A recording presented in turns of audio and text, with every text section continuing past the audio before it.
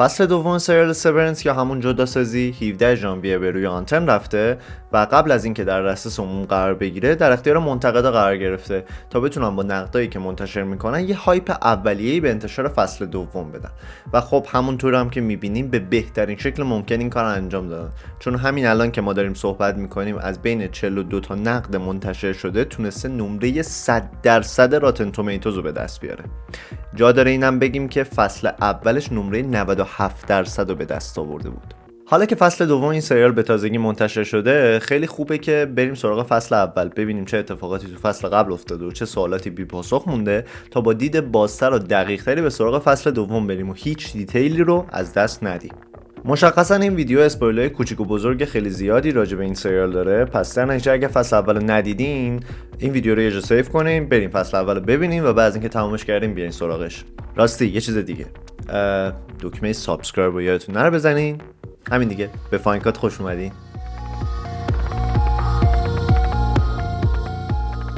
اپل تیوی تو چند سال اخیر دست گذاشته رو پروژه و تیمای کمتر شناخته شده تا بتونه بیشترین استفاده رو از مجموعه تلویزیونی و فیلمایی که اکران میکنه به دست بیاره. این موضوع واسه مجموعه‌ای مثل تد لاسو و سورنس هم صدق میکنه. کارگردانای کمتر شناخته شده، تیم بازیگری که کمتر روی پرده‌های سینمای مجموعه تلویزیونی دیدمشون و تیم تولیدی که خیلی تجربه کافی رو پروژه‌های بزرگ ندارن. با این حال مجموعه‌ای مثل سورنس مثل دیگر آثار این سرویس استریم فراتر از انتظار عمل کرده و از قسمت اول مخاطبش رو میخکوب میکنه.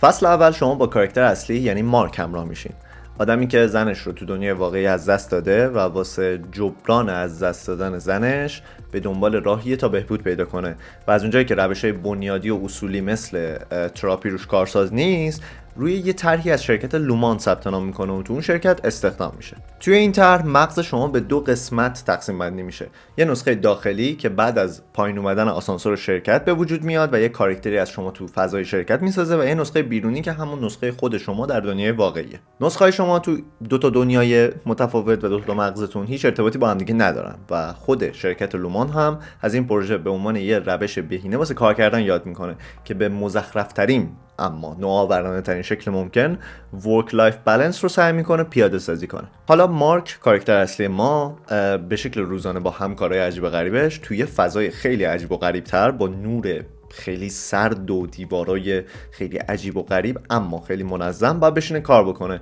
و کارش چیه؟ باید به یه مانیتور نگاه کنن، یه سری داده ها رو بر اساس احساسی که بهشون میگه طبقه بندی کنن، یه سری ها رو حذف میکنن و یه سری ها رو نگه میدارن بدون اینکه بدونن اصلا اون داده چیه، چرا دارن این داده رو حذف میکنن یا این فرایند احساسی که توی خود سریال به عنوان MDR ازش یاد میشه چی هستش. همه چیز تا اینجا مشخصه. مارک میره سر کار، یه شخصیتی رو داخل لومان داره و وقتی از لومان میاد بیرون با حقایق واقعی تلخ از دست دادن همسرش دست و پنجه نرم میکنه. همه چیز خوبه تا زمانی که یکی از همکارای قدیمی مارک از محیط کارش تو دنیای واقعی باش ارتباط برقرار میکنه و یه سری دیتاها از لومان میده که یه سری حقیقت‌هایی و این شرکت داره مخفی میکنه. مارک هم به همین واسطه سعی میکنه با نسخه درونی خودش ارتباط برقرار کنه، یه سری سیگنالا بهش بده که یک جای کار تو لومان میلنگه. رفته رفته نسخه درونی مارک هم یه سری باگای ریز و درشت از داخل سازمان پیدا میکنه، اینکه مثلا اونا دارن چیکار میکنن، چرا هیچکس حالا نپرسیده چه اتفاقی داره میفته و چرا یه سری پانیشمنت و مجازات و تنبیه تو این سازمان وجود داره که باعث میشه از خیلی ها آدم بترسه. این وسط هم یه کاراکتر و یه کارآموز جدید دیگه به اسم هلی به جمع همکارای مارک اضافه میشه که وخامت اوضاع رو شدیدتر میکنه. همین موضوع باعث میشه تا مارک و همکاراش نقشه‌ای بکشن تا خودشون رو جای نسخه‌های بیرونیشون فعال بکنن، به دنیای واقعی بیان و درباره حقایق ترسناکی که توی لومان وجود داره به بقیه اطلاع بدن. این وسط و زمانی که همه واسه چند دقیقه به دنیای بیرون میان، مارک تو اتاق خواهرش وایساده و یه عکس از خودش در کنار زنش میبینه. حالا زنش کیه؟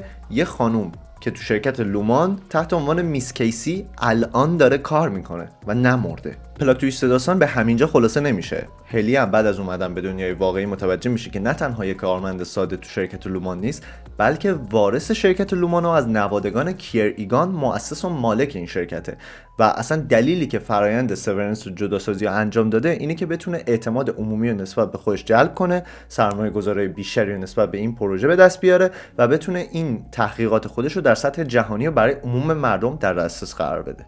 اما سکانس آخر فصل 1 سریال سورنس در هیجان انگیزترین و اوجترین حالت خودش تموم میشه تا ما تو خماری فصل دوم بمونیم. تا اینجا ما سوالات خیلی زیادی داریم که تو فصل دوم باید بهش پاسخ داده بشه. اولیش اینه که چرا میس کیسی یا همون خانم مایک تو دنیای واقعی خودش رو جای یه روانشناس تو لومان جا زده؟ آیا مثلا دلیلی وجود داره که مایک به عنوان یه موش آزمایشگاهی تو اون شرکت حضور داره و میس کیسی یا همون خانم مایک داره بهش نظارت میکنه؟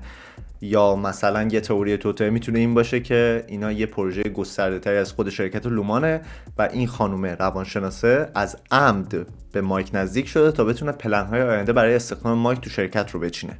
دومین سوال اینه که تکنولوژی سورنس و جداسازی تا چه اندازه تو خود سریال و تو دنیای سریال فراگیر شده. تا اونجایی که ما میدونیم کل روایت تو یه دونه شهر کوچیک ایالتی داره به تصویر کشیده میشه و ما هیچ دیتیلی نداریم که این تکنولوژی تو خود دنیای سورنس تا کجا شناخته شده است.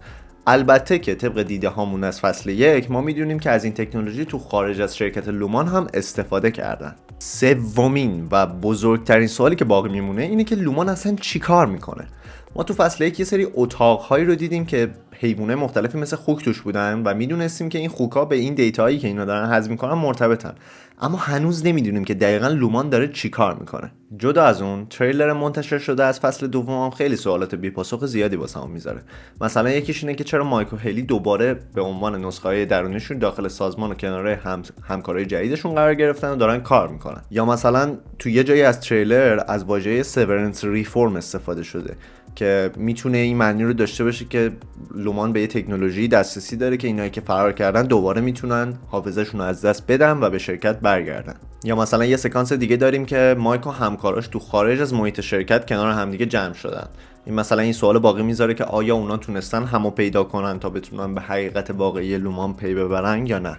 همه این سوالایی که مطرح کردیم یه بخش خیلی جذابی از این سریال رو تشکیل میدن که ما رو واسه فصل دوم هایپ میکنن. سازنده این سریال دن اریکسون هم تو مسابقه مختلف گفته که من اول شروع و پایان این سریال رو میدونم، از قصد هم دیتیل های مختلف بینشون رو نچیدم تا بتونیم همسو با کاراکترها به سراغ چالش های مختلف بریم و از اون چالش ها به خوبی بیرون بیایم. فصل دوم این سریال از تاریخ 17 ژانویه روی آنتن رفته و برعکس فصل قبل هر هفته انتظار یه اپیزود رو میتونیم داشته باشیم تا ببینیم که مایک و همکارای جداسازی شدهشون چطوری میخوان از این مخمسه‌ای که خودشون واسه خودشون به وجود آوردن بیرون بیاین و این تکنولوژی که تا الان روی سرد و تاریکش رو بهمون نشون داده اصلا چیه و چرا این اتفاقات داره میفته. مرسی از اینکه تا اینجا ویدیو کنارمون بودین. نظر، پیشنهاد و هر گفته‌ای داشتین تو کامنت واسمون بنویسین. لایک ویدیو یادتون نره، سابسکرایب کنیم ما رو. تو فانکات قراره خیلی راجع به فیلم ها و سینما صحبت بکنیم، صحبت های پروفشنال ویژه با دیتیل های زیاد و همین دیگه. تا درودی دیگر، بدرود.